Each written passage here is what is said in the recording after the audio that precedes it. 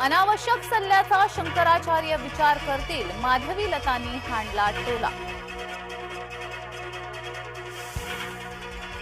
विशाळगडावरील हिंसाचाराची जबाबदारी संभाजीराजेंची, हिंदुत्ववादी कार्यकर्त्यांची बदनामी नको, इतर संघटनांची भूमिका। आला फतवा, राहुलने टाळली वारी, जामा मशिदीचा फतवा, राहुलने वारीत चालणे टाळले, भाजपा नेते तुषार भोसले यांचा दावा।